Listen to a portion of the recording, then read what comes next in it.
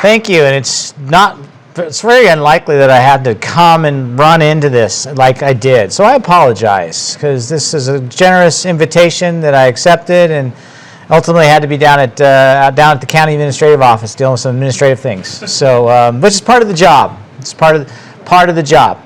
So, well, look. First of all, let me just tell you who I am, because when you're running events and you're in the fair industry, you have to know it's a really people-driven organization and a people-driven activity, meaning people drive any type of event. So a little bit about myself, and then I'll talk to you about this year's fair. So I come to you, like was noted, most recently from Alaska. I was the CEO of the Alaska State Fair. A state fair, not a county fair. A large fair, but a lot of similarities to what we have next door. A lot. Differences are it's a state fair. Differences is that it was a private, nonprofit or state fair, meaning not owned by a government entity. 300 acres, very similar. 19 different structures, very similar. A large public event, very similar. The fair, and year-round activities, even though it's in Alaska, year-round activities on our property. So that was through the last 3 years up in Alaska. Prior to that is what I'm very proud and very much a part of my life was life here in Oregon and Southwest Washington.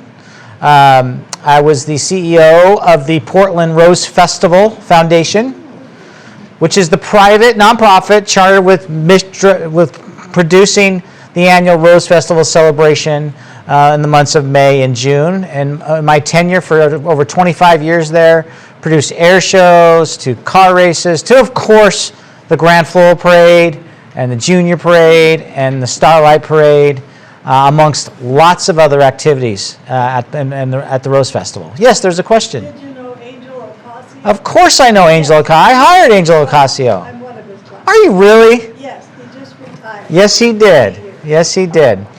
So that gives you, I've really only had two, in the last 28 years, really two jobs. The Portland Rose Festival and the Alaska State Fair. This would be my third. A little bit before that, now you get into my younger days, I still think I'm kind of young, although my hair's disappearing, is that my degree is in sports business. And I started my young career in professional baseball, working for a minor league baseball team and the Seattle Mariners in the late 90s. So that runs the gamut of who I am. But why am I here in Central Oregon? First of all, I think the most important answer is, why wouldn't you be in Central Oregon? What a wonderful place it is. I'm a parent of 3 grown daughters. Beautiful wife. We have vacationed here from the Portland area for years in our motorhome. So I always drove through, always enjoyed it, always had this wow factor of this place, different lakes, campgrounds. A lot of my children's memories a lot of it is driven from their days in the family RV. And of course, it broke down a few times, for sure, along the way. But so that's my kind of that personal reflection of Central Oregon. Never really connecting the dots that I would be here in this job, but just my personal appreciation for the life and the culture and the people. But as the course of the Rose Festival career, as that was winding down, by my own decision to kind of take a break from the hamster wheel of special events, and I'll pause on that because it's really important. There's really kind of a misconception about when you say produce an event, 5 days, 6 days. The most common question I got asked throughout my career was, what do you do the rest of the year? That and can you help fix my roses as it relates to the Rose Festival? But just the professional responsibility of producing major events. In the context of Rose Festival, over 1 million people through a variety of different venues. In the case of the Alaska State Fair, 385,000 people. In the case of here in Deschutes County, about 180,000 people. It's a year-round, just for the fair, not in talking about the use of the property year-round. It is a year-round planning cycle. The average event, big-scale events, take about 18 months. When you talk, because today's modern enterprise of special events, you have to take into the ultimate responsibility of safety, service, customer service, and all the different entities that go into a fair of our size and scope. So that takes months and months and months of planning, and you can't just do it by yourself. And a lot of organizations do it with tremendous volunteer support, which we have here in Deschutes County with our Fair Association. And some do it kind of by a staffing model produced by staff. But at the end of the day, after 25 years at Rose Festival, I just needed a break. Like that is just, it's a lot of wear and tear on your life, and as it relates to the pressure of those responsibilities, especially when you're on the pinnacle of a large event that everybody is leaning towards, that event means so much to a community. And that's always followed me, and whether it be in Portland, whether it be in Alaska, or whether it's going to be here. When you have the responsibility of being the director of an organization of those scopes, it's really your responsibility to make sure that the event goes well. So I took a little break, a little time out, I almost called it a retirement, but it really wasn't a retirement. It was sort of a break. Was not planning to move to Alaska, but the industry called me back and said, meaning they retracted me down as I was kind of in that break period in 2022 into 2023. They said, would you be interested in taking over, or would you be interested in being a candidate for the Alaska State Fair role? And well, first of all, they didn't say what state fair it was. They said, would you be interested in being a candidate for a state fair job? I'm like, well, sure. And they said, well, it's Alaska. I'm like, Alaska? I don't know. But boy, one trip up there, meeting the people, seeing the property, seeing the responsibilities and all that, I was hooked, and I'm thrilled I took that opportunity. And I'm thankful for that 3 years in Alaska. Why I moved back is because my family stayed here, my interests stayed here. I feel like I'm moving home, even though Central Oregon was not my home. My family's in the process of relocating here. And I feel like I'm home because I'm a native of Spokane, Washington, so I'm from the Northwest. So I feel like this is my coming home after 3 years in Alaska. And that gets you to what you're here to listen to about is about next door. And that is the Deschutes County Fair and Expo. It's year-round opportunities. It's current fair that is just 3 weeks away. And my enthusiasm, excitement, and potentially how you might be able to even help. So, but and I've only been on the job 4.5 months, so I am still in learning mode. I was asked the question multiple times, and I still get asked this question. What are you going to do to change it? Just, wow, what's your vision? And that's a wrong question. It's a perfectly appropriate question. New leader, new set of eyes, and my answer has consistently been, I don't know. And I say it with honesty and sincerity, meaning until I'm here meeting people, talking to people, see what the needs of the local community is, in addition to the needs of the traveling tourism that comes here to see our events, I don't know what changes are appropriate. I don't know what problems there are until I'm here. And that was a question I got even before I got my first day on the job. Now I'm 5 months in, so I'm getting a pretty good idea of what I think. But I haven't seen the fair yet. How many of you have been to the Deschutes County Fair and Rodeo? Yeah. See? You all could probably say a lot more about it than I can. I haven't seen it yet. My lens is what is on paper, what people tell me, and what I feel my ultimate priorities are, which is ensuring that our patrons, our volunteers, our kids are safe, that it's an enjoyable experience, and it's a plethora of entertainment across the entire property that has a mix of interests from all over, whether it be our canned goods in the open class building and the Sisters building, to whether it be the major entertainment on the concerts, or whether it be in the 4-H barn, having the kids show their animals in the barns. It's all one big puzzle. I know all that exists. My job will be what's the secret recipe for growth for the Deschutes County Fair. What not to change. I think that's really important. Like, why would you make a change if people love it based on what Jeff Curtis thinks it's good, or what Jeff Curtis thought was a good idea in Alaska is a good idea here? Again, I don't know that yet until I'm here, I see things, and and I use my professional judgment over 3 decades to apply here. So that's kind of been that's my principle. And my staff is anxiously waiting, like, what are we going to do? But what we're doing now is just making sure we have a great fair the way it's been planned and the way it's been historically put together. And I'm working on and I'm doing some problem solving related to the immediate needs of this year's fair. But at the end of the day, it really won't be dramatically different than prior fairs, and you've all been to your prior fairs.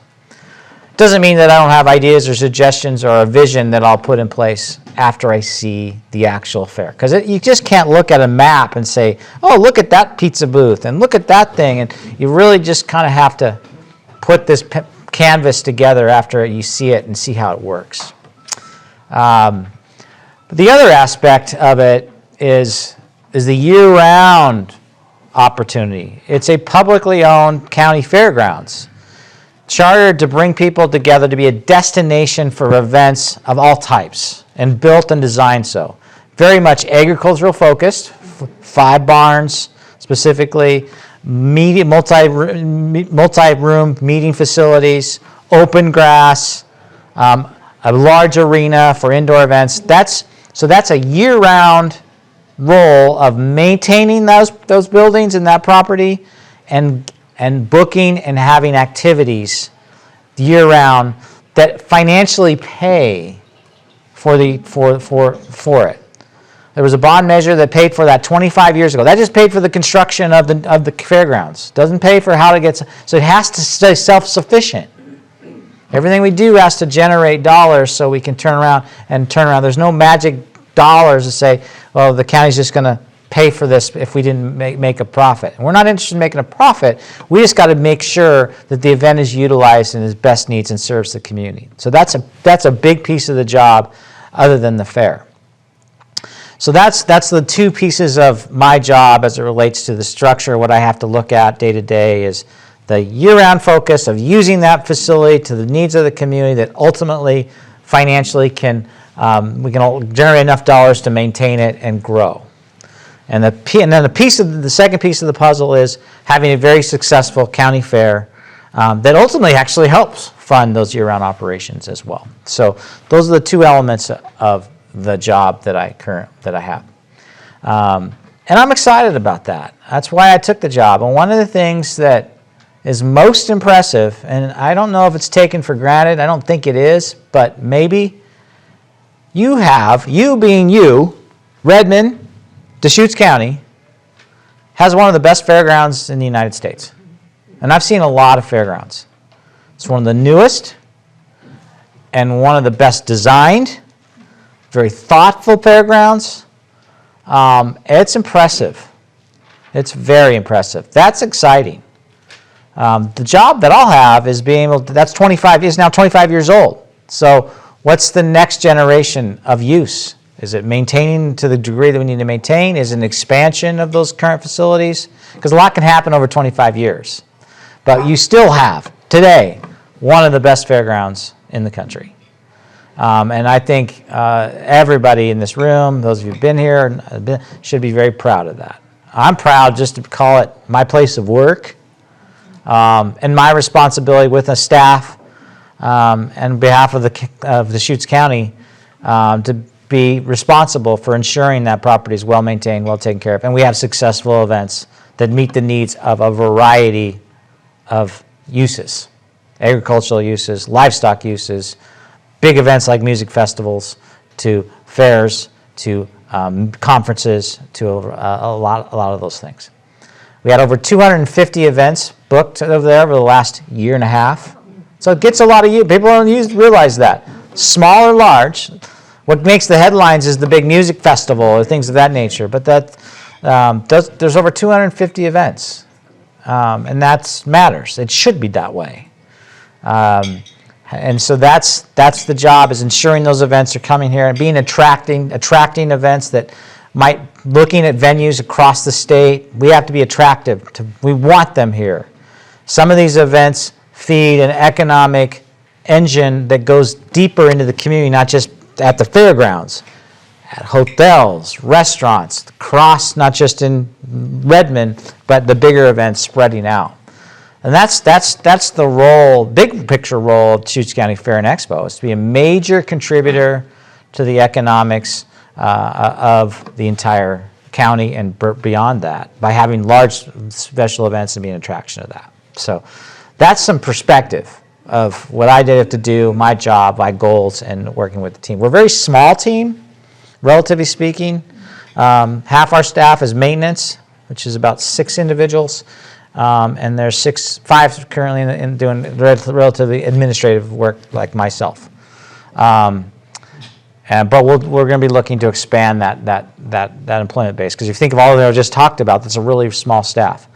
The fair benefits from a structure of a volunteer mechanism called the Deschutes County Fair Association. Any of you been involved with the Fair Association in the past? Any hands? A little bit? Yeah. Okay, great organization. Was the original producers of Deschutes County Fair, way back when it was over by the current Lowe's and Fred Meyer. That was the fairgrounds. Yeah, the Fair Association, there was no county entity. It wasn't a county thing. There was no county staff like myself. It was the Fair Association that produced that fair annually for decades and decades and all volunteer organization. Somewhere after this building the complex was built, the scope and the professional responsibilities of year-round activities just outgrew that nonprofit. So in terms of their ability to be successfully run that, yes, they could have people work at the barns and have people assist in the context of a fair. The year-round scope was too much for them. So the county came in and said, we'll take it over. But that doesn't mean Fair Association went away. The Fair Association is deeply involved in the production. They're my teammates, as you will. They are deeply involved in the human resource part of the Deschutes County Fair. That team of leaders and volunteers under them do a variety of things. They work in the barns. They're helping coordinate. They're setting up the tables and chairs for the open class exhibits. They're checking people at the concert venue to make sure they're ticketed. So they're doing a variety of roles and providing the volunteer horsepower that it takes. It's hundreds and hundreds of people that volunteer their time to work the Deschutes County Fair. So I'm thankful for the Fair Association, and that's the engine, the people engine behind it. It's ultimately my job, responsibility to ensure that all happens and all takes place, but I have this great resource with the Fair Association help. And then there's a fair board that's governed by it's part of the Deschutes County or structure. The Deschutes County Commissioners ultimately appoint a fair board that have a year-round scope of ensuring policies and procedures are there. Probably way more than you wanted to know. You wanted to hear about horses and goats and carnival rides and all that. But I just think it's important. I mean, and elephant ears, right? Yeah, because that's how I will merge my comments to you. It's fair. It's a good fair. It's a really, really good fair. Now I haven't seen it yet, I know, but when I've been lobbied hard to say this is a great fair, and I don't believe that. I'll believe that until I see it. So what makes this fair a great fair is it's got all the right ingredients from my perspective, and it's a balancing act. It has to have this what I'd call wow factor of I'm going to go to the fair to see this. It's major entertainment, we call it, the headline stage. This year we have Sarah Evans, who's opening the fair on July 29th.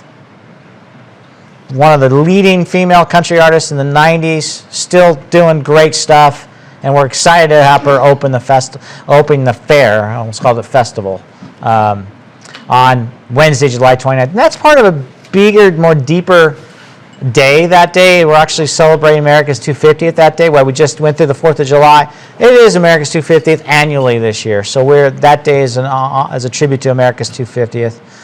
We're doing special discounts to first responders and military vets on that day as well, and our opening ceremonies is that day as well. So that's Wednesday, July 29th. Thursday, the next day, it's a 5-day fair. By the way, I'm used to producing 3-week fairs and 14-day fairs. So 5 days seem small, but it didn't change the planning or the complexity of it. It's just less days. But on Thursday, July 30th, again, keeping on the major entertainment side, really, really excited about another great country artist. He's going to be Tyler Hubbard, part of the former Florida-Georgia line. If you follow country music, went on his own. He's actually reuniting with his partner to come back, but he's been very successful on his own, and we expect it to be a big country night and country music concert on our main stage on Thursday night. We're also doing something that won't make the headlines, but it's special, and it's new this year. Prior to the fair, we're going to open a few carnival rides, open the exhibits for those with autistic special needs. A lot of times the fair can be overwhelming to you. So it's limited this year to a couple hundred that ultimately sign up in advance and to take part of that. But it's not necessarily a brand new thing. It's brand new for us. For the first time we're doing it, modeled after a few fairs that have already done it. And I'm really proud of that. I'm proud of the staff for making that happen. We'll open our Thursday day that way in the morning, and then the fair will go on the rest of the day.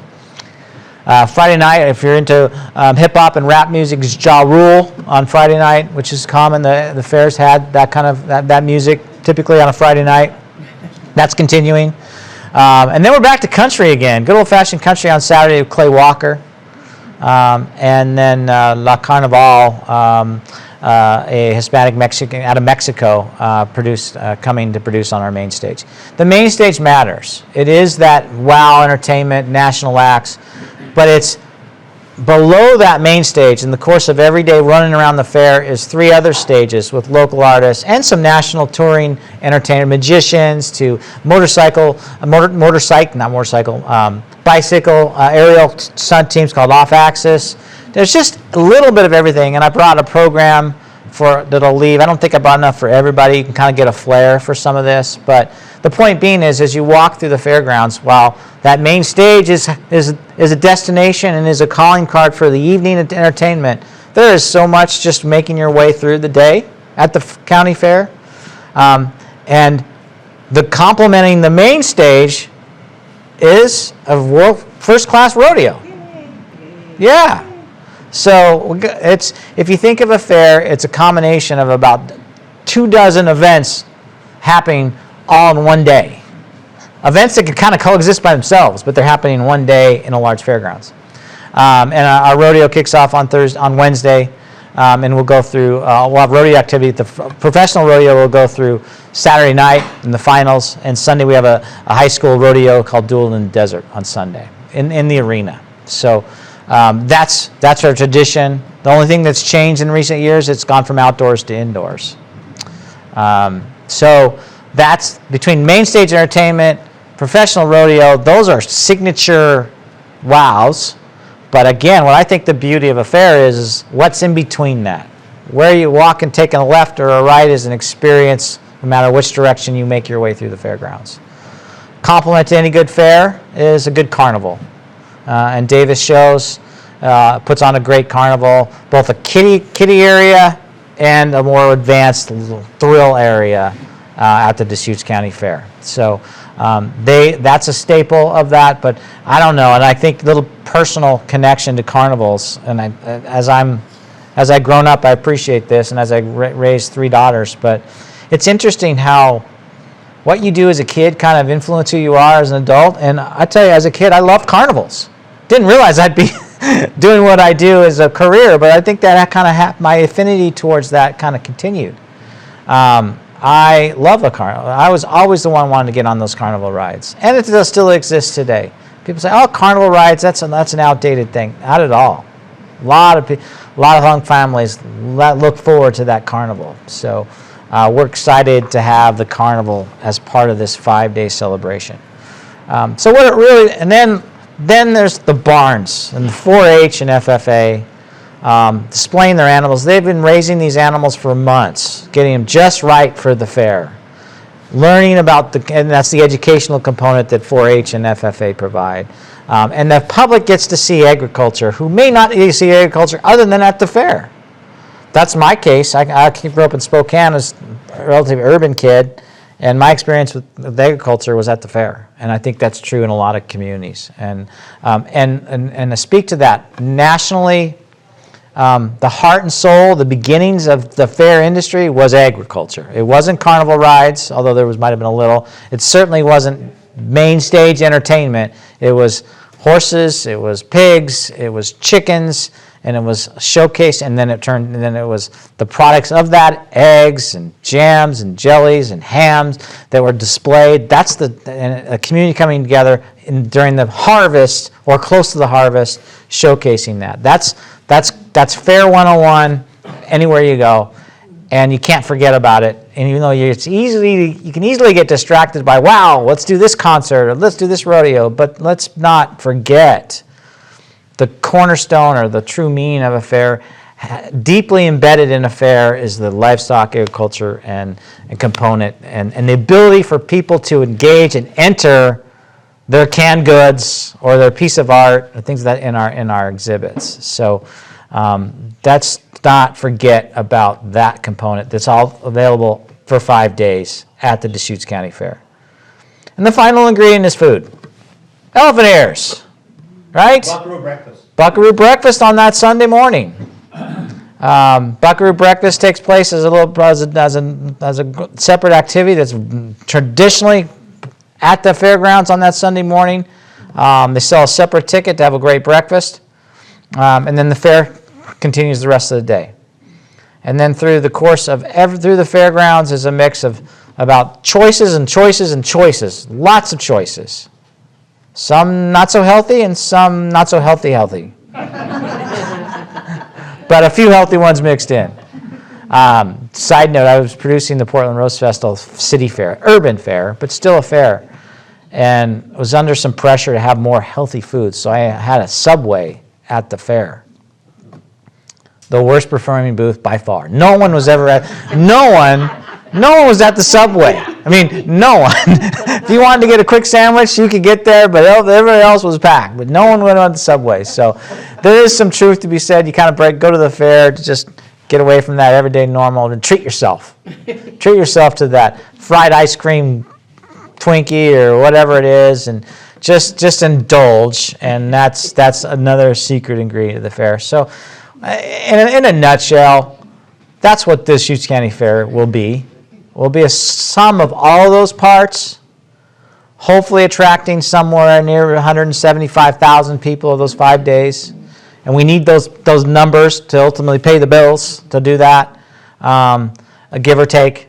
But at the end of the day, it's designed with a lot of tradition, what's always been done, mixed in with a few new elements that you see on the stages, and of course the entertainment that comes along with it. I see a question.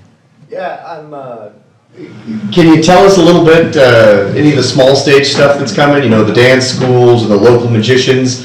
Can you give us a preview of any of the fun, kind of unique things that the community's turning out this year? Well, I can tell you that I don't have it memorized, to be perfectly candid with you, because that's a piece of it. But 3 other stages that's filled with it. I mean, it's probably got 35 hours of that type of entertainment, dance groups, things of that nature. We do have some national touring elements, like I mentioned, off-axis aerials with the BMX bikes, and we have some things that make the rounds of county fairs that we're able to get here. Some strolling entertainment, a part of that. Washboard Willie runs around and does that stuff. So yeah, it's got all of that. But the specifics of what a local entertainment versus other signature pieces is in our guide under the schedule that I'll share with you. So. Do you want me to pass it? Yeah, go ahead and pass it. There's two things. Yes. So here's the question, and I want to take some questions. But there's a clipboard there that. There's still a need, even if you're not part of the Fair Association, the fair still needs people. If you're interested, I can't guarantee you'll get what role or what there are roles, but we're taking names for interested volunteers. Thank you for that opportunity. I was just in a meeting today where we're looking for, we're going to be short. The county staff usually gives us some people to help us manage some of the financial processes. Now that's just not a regular, normal volunteer role, But as someone who has been involved in banking and things of that nature in their career, wants to help out with that, that's a volunteer role we have. There's volunteer roles with ushering people into concerts, to scanning people. There's volunteer roles associated with some of our other activities. So when it says area of responsibility, you don't have to fill that out unless you really, really want to, but we will follow up with you if there's a specific need that we're looking to fill from a volunteer perspective. Yes? Two things. One, Rotary is providing an opportunity to take tickets at the entry, and so there is a Facebook post, I think, that I forwarded, so you can figure out how to plug into that if you want. The question I have though is, do you have an estimate on the economic impact that the county fair brings? There's an estimate floating around that. I want to get a new one, to be honest with you. There's an estimate of upwards of $100 million. I'm not publicly saying what it is till I really, and then my predecessor had that number generated through a tool that he used. But There was that many at the July 4th parade, 100 million people. yeah, see, isn't that the case? We've been drawn to prove it. So I mean, and the reality of it is I want to be super transparent about how many people were actually at the fair too, through similar data collection. So I can't tell you an economic impact until I do a new analysis through using a third party that I trust, and we can absolutely, but it's significant for sure. And it's year round. I guess that's the scope that I'm looking at. I'm not just looking at the 5-day fair. I'm looking at the year-round impact that the fair and expo has year round. So, yeah, if you're interested in any kind of role, you can even if you're interested in ticketing, we can get that to the Rotary. So, we are looking for help along the way as we go. Yes. I have a question of your prior role in Alaska State Fair. Did you really get people from every corner of Alaska to come to that state fair? Yes. Shocking. I mean, when I say shocking, is some of Alaska is very remote. Absolutely. The Alaska, to give you perspective, state of Alaska has a population of 750-ish thousand people. Half the 385,000 people make their way there. And yes, the short answer is whether you be in the North Slope or those tribes on the west, on the western side of the state, or in the peninsula bound by Juneau, there's participation and active participation in the fair. Now, it's not like robust. Certainly, the major metropolitan area of Anchorage, Palmer, Wasilla are the nucleus. But yeah, we absolutely have representation throughout the state. It's just, and it is the event in Alaska. It is the event. Now there's no county fairs in Alaska, to give you perspective. Like there's 36 county fairs in Oregon. There's a lot of competition for entertainment, talent, people. Alaska State Fair sits at, so although there's 3 other call themselves state fairs, but not even to the scope of the full Alaska State Fair in Palmer. Yeah, it's a very significant fair, and it's nationally known for its large cabbages, and 2,000-pound pumpkins, because it's now there's not a lot of the other part about the Alaska State Fair. Now we're talking about Alaska State Fair, but I can talk to you about it since you opened it up. There's not a lot of agriculture in Alaska. Very difficult to growth. In the valley where the fair takes place is why the fair is there, is because that's where the only place they could grow things when the colonies moved there from the Midwest, is in the Palmer, Wasilla Valley of Alaska. So there's just not, there's one barn. You don't see a lot of horses, you don't see a lot of, it's a large barn, but we put all the animals in one barn because there's just not enough of them in Alaska. So here is just very, very different. But that fair is challenged, but it doesn't have its roots to the agriculture as much because it's just not physically there. There's just not enough. There's just not there. Lots of questions. Okay. So a good way to keep your ear to the ground is to join us in Kiwanis. Okay. You guys have all been to the fair. I raised your hand, so you like my market research. Become a member and Tell you how we feel. Sure. Question? Is the motel base in Redmond large enough to support your activities? And is your RV park large enough to suit the demand? Great question. I don't, again, I'm going to say that being new, I don't know the data to tell you that, but there is a need for more hotel rooms. There are plans for more hotel rooms to be built in Redmond to fill the whole community. Definitely large events impact demand. So my short answer is yes, there's a need for more rooms, and definitely. Our RV park, it needs to grow, get bigger for sure. And as someone who's over there a lot next door, yeah, RV park is, especially in the peak season, operates nothing to do with the fair or the fairgrounds. It's just the RV. It's a great one-night stop for somebody making their way down 97 as well. So now, what happens at RV park during the fair, during Overland Expo, during the major events, our RV park fills up with users that are there for the activities at the fair and expo as well. So there's definitely a need to grow, get bigger. Mentioned we came back from Maui, landed at about 11:50 p.m. July 4th, and the smell of smoke coming from the fairgrounds was pretty strong. Did it do any damage of any kind to the fairgrounds? No physical structure, but we had a fire on our fairgrounds. That's never a pleasant thing. Total of 4.8 acres.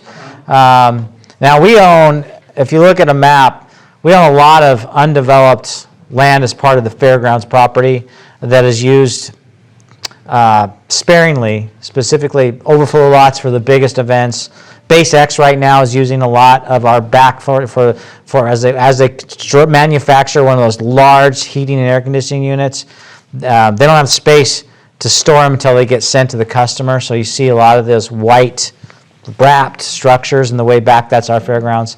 So the answer to your question is, fortunately, the 5-acre fire burned on a part of our fairgrounds where there was no physical structures were impacted, but it's never a good thing. You never want that, and it's something we need to look at. But it was, and likely cause was not you and me. It was a professional firework doing a show for the city of Redmond. From us, where we said yes, you can shoot it from there, because it was, you don't want to shoot them from anywhere where you got to have a certain dense area around it. But the fact of the matter is, it's dry and very vulnerable to fire, and that's what happened, unfortunately. So we were fortunate and thankful to thankful to Redmond Fire, who ultimately rallied and got it stopped. By the time you landed, it was pretty much out, but started right as the fireworks show was ending. Yeah, good question. What else questions do you have for me? There's another one, yeah. You have some expansion plans. I will say the traffic's going to be so much better with what's already been done, but there's an area for expansion. Can you talk about that at all? I can. There is an area expansion. Just next door, to the south of Elkhorn, is state land, another 140 acres, that is in the process of a land exchange with the Deschutes County. So I've been ongoing conversations for years, but it's getting closer to reality. So right now, the Fair Board and myself are conducting a master plan, assuming we're going to get that land. Eventually, we're going to get that land. It's the best use for that land is fairgrounds, an expanded fairgrounds, whether it be for RV park needs, whether it be for other barns, whether it be for sports fields. Just public use is the best use of that land. So we are having that discussion about potential expansion. How that gets funded, how that happens, but the acquiring of the land is the step necessary, and it's making progress. It's been a conversation going on for well before I got here, but it's something happening. And then the traffic, that leads to a larger question of how can we get traffic from the south and not coming off of airport to ease that congestion. And that's big conversation, ODOT and state and local, but everybody says they want that. It's already getting better, right? Yeah. It's Sherman Road. Sherman Road's getting better, and there's going to be a roundabout that's going to go up on that's going to actually create a better flow as it makes the way through airport. So that's going to happen. Yep. Look, think I'm out of time. It is. That looks. I know that look.